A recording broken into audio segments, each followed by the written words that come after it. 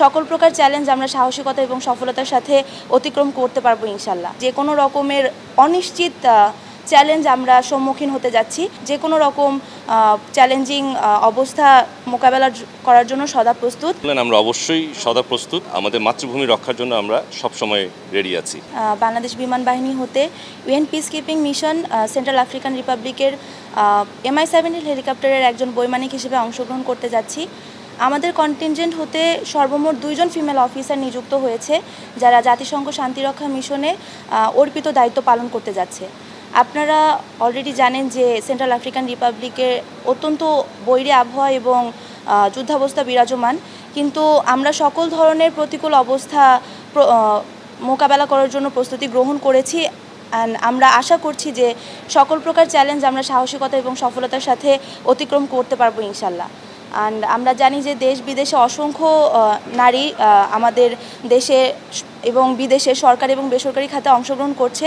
ঠিক বাংলাদেশ বিমান বাহিনীতেও বিভিন্ন ক্ষেত্রে পুরুষ কর্মকর্তাদের পাশাপাশি আমাদের মহিলা কর্মকর্তা অংশগ্রহণ করছেন এবং তারা তাদের পেশাগত দক্ষতার সাথে কাজে এগিয়ে যাচ্ছে। এরই ধারাবাহিকতায় জাতিসংঘ শান্তিরক্ষা মিশনে নারী কর্মকর্তাদের অবদান যুদ্ধ বিধ্বস্ত দেশসমূহে যেসব নারীরা অংশগ্রহণ বা যেসব নারীরা অবস্থানরত আছে তাদের অন্যতম অনুপ্রেরণার উৎস হয়ে থাকবে। আমরা যেহেতু জানি যে সেন্ট্রাল আফ্রিকান রিপাবলিকের বর্তমান অবস্থা অস্থিতিশীল, তাই আমরা জানি যে জীবনের সব আয়োজন এখানে একসাথে। যে কোনো রকমের অনিশ্চিত চ্যালেঞ্জ আমরা সম্মুখীন হতে যাচ্ছি, কিন্তু আমরা যে কোনো রকম চ্যালেঞ্জিং অবস্থা মোকাবেলা করার জন্য সদা প্রস্তুত। আমি জাতিসংঘ শান্তিরক্ষা মিশনে অংশগ্রহণ করতে পেরে গর্বিত বোধ করছি এবং আমাকে সুযোগ করে দেওয়ার জন্য জাতিসংঘ, বাংলাদেশ বিমান বাহিনী এবং বাংলাদেশ সরকারকে আমার আন্তরিক ধন্যবাদ জানাচ্ছি। আল্লাহ আমাদের সকলের সহায় হন। আমাদের জ্যেষ্ঠতার ভিত্তিতে হয়ে থাকে, কোনো কন্টিনেন্টে বেশি ফিমেল শান্তিরক্ষী বাহিনীর সদস্যরা থাকে, কোনো সময় থাকে না। সো এটা এরকম না যে একটা পার্সেন্টেজ আমাদের সবসময় থেকে থাকে, এক একটা সময় এক একটা ব্যাপার হয়ে থাকে আর কি। আর আপনি যেটা বললেন, আমরা অবশ্যই সদা প্রস্তুত।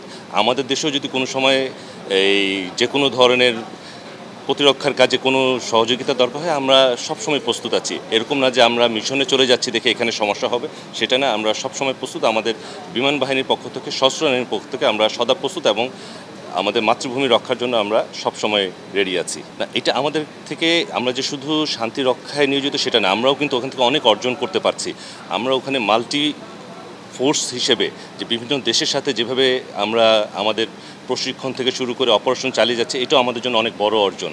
সো এইখান থেকে যেটা দেখা যায় যে আপনি দেখেছেন যে বিভিন্ন জায়গায় কোয়ালিশন ফোর্স হচ্ছে, বা যেটা হচ্ছে বিভিন্ন দেশের মানুষ একসাথে করে একটা যুদ্ধ পরিচালনা করছে বা একটা অপারেশন পরিচালনা করছে, আমরা ওখানে শান্তি রক্ষার জন্য এই সেম জিনিসটাই করে থাকি। সো এটা আমাদের জন্য একটা বড় অর্জন এবং এতদিন যাবৎ আমরা করছি দেখেই কিন্তু ইউএন আমাদেরকে ডাকছে এবং এটা পর্যায়ক্রমে চলছে, একটা চলমান প্রক্রিয়ার মধ্যে আছে।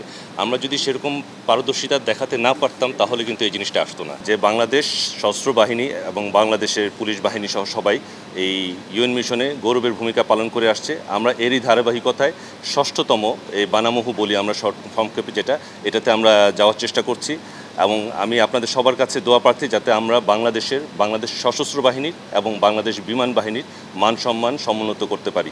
আমি আপনাদের সকলের শান্তিময় সমৃদ্ধি জীবন যাপন কামনা করছি।